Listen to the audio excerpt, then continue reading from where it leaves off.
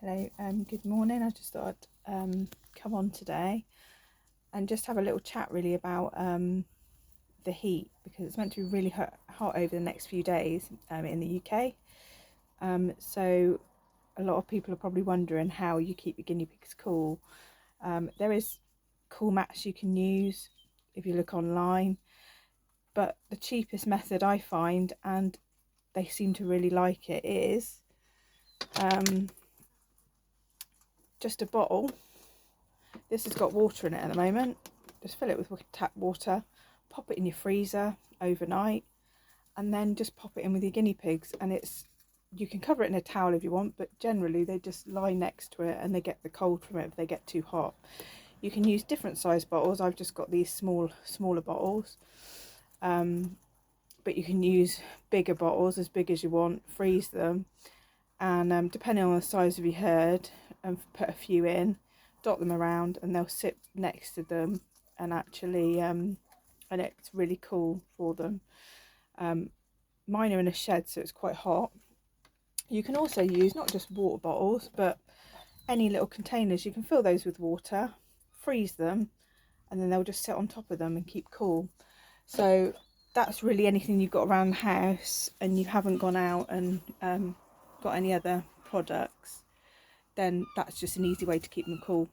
And I'll show you mine. I've just put some in now actually, and they're actually licking the ice off them, so show you. So here he's just having a lick of the ice. It's nice and cool for him. It's too hot to put them out in their run as well, so these guys are in here, but they have been absolutely fine over the last few days. I've just given them some veggies, because veggies are very important to give them, especially when it's a really hot day. I give them some nice cold veggies from the fridge, which helps. Again, you've got to make sure their water is nice and cold for them, topped up. And then we've got these guys next to them. Again, I've got the same. Again, these guys have got their cold ice bottles I just put in this morning. And down here, these two have got one as well, just at the back. Also, for these two, he's a black guinea pig, so obviously black guinea pigs get really, really hot. These guys are really lucky because they've got a tube which we've built on, cut through the CNC grid, put this through, and they just run down this tube and straight outside into a nice shaded run, which has never got really any sun on it, so it's lovely for them. And they go down there if they get too hot. So that's like a makeshift thing. We put a towel inside it so they can get up and down really easily. So as you can see, also they've got litter trays that are underneath the water bottles. I haven't put any hay or anything in there because they just sit in them and it really does cool them down. So that's another thing you can use. They've all got litter trays. A lot of them have actually got litter trays with hay in. But these guys have got a big plastic thing that they've got all their hay in. So I just give them a plain litter tray because it just cools George down, especially because him being a black guinea pig. Also, we've got Milo down with his girls. They've got access to outside in their run.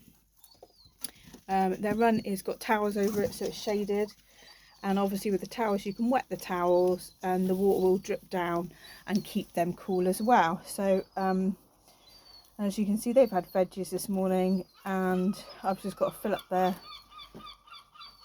up their feed trough and make sure they've got enough hay, and they should be good to go for the rest of the day.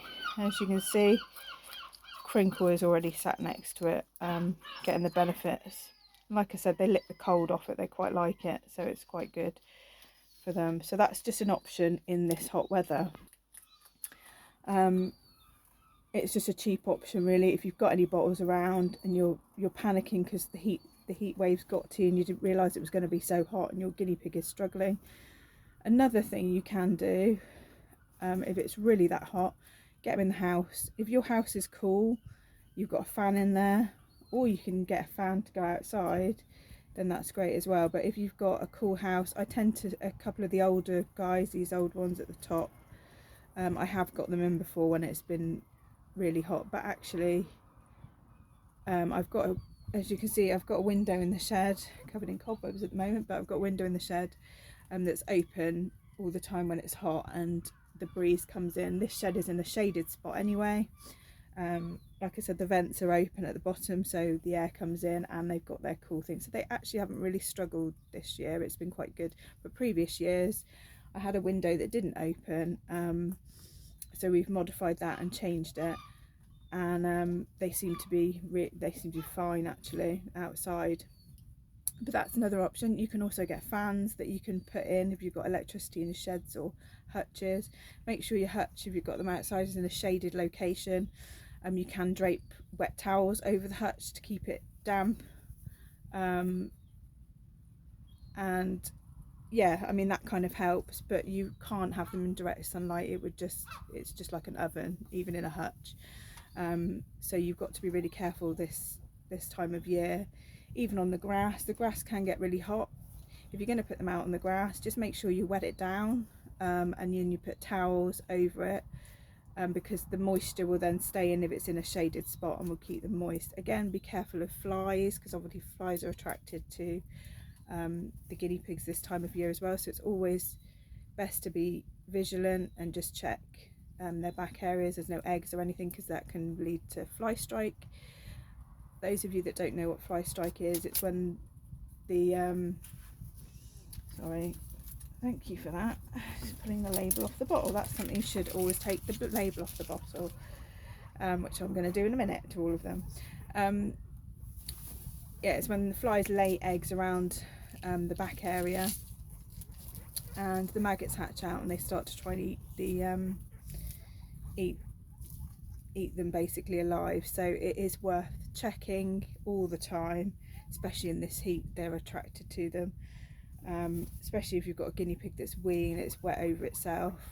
Just be very aware to keep an eye on them, really. So that's something to look at as well. But I've just checked them this morning. It's early in the morning, so it's still not that hot yet, but I will keep checking them through the day and making sure they're cool enough, because obviously it is a bit of a worry with any of your animals, really, especially like any animals in the house. Make sure again they've got a fan on or something to keep them cool in this heat. Obviously in the UK we're not used to these kind of temperatures, so again we've just got to be vigilant and take care of our animals. And obviously over the other side of the world, again the same thing applies. You know, water bottles, you can use and freeze them. They're really good to use. So yeah, just a quick one today, really. And obviously all my here looking happy. Somebody's just eaten something too fast. So yeah, I've got my pair of males here that are very elderly gentlemen now and don't really want a lot of space, but they're in a 4x2 and they do get to go out on a run as well. Next to them is Spike, who is absolutely in love with these two guys, and they live happily next to each other. I've changed this so that they can't get to each other here, but they do actually just sit next to each other and groom each other through the bars. I know from experience they won't get on together, because I've tried them before. So we've got Crinkle, who was with Spike, but they now aren't together, and also was with Monty at one point, and they don't like each other either. Crinkle's quite a dominant little boy, so I am contemplating getting him neutered and getting him back with his family, but we'll see. Monty, I was going to get neutered. I didn't in the end, because he had lost weight and wasn't really that happy. So I've left him not being neutered, and he's actually put on his weight. He's doing really well, and I'm not concerned about getting him neutered now. He's happy on his own. We've got obviously George and Jasper still together, happy. My old man Jasper, well, I say old man, I've had him for 4 years. He's not really an old man, but I like to call him my old man, but he's lovely. And obviously I've got my girls on the floor that have changed quite a lot. We've got let's see who that is actually. I think that's Esme. She's changed colour a lot actually. She's getting a bit darker and she's got little white bits. I've got my neutered male Milo, who's happy and putting on lots of weight and loving his girlfriends. We've got Honey, that's a dominant female that Milo really gets on with well. We've got Luna, and we've got Lily at the back there. They have the access to all this floor, quite a big space for them. and they've got access to outside in a 6-foot run as well. So they love running around in this really, and they've obviously got their water bottles full up. I will make sure I top them up a bit more and put some cold water in, and yeah, they're really happy. They've got their chew things that I only put in yesterday and have already been destroyed, but anyway, that's fine, that's what they're there for. So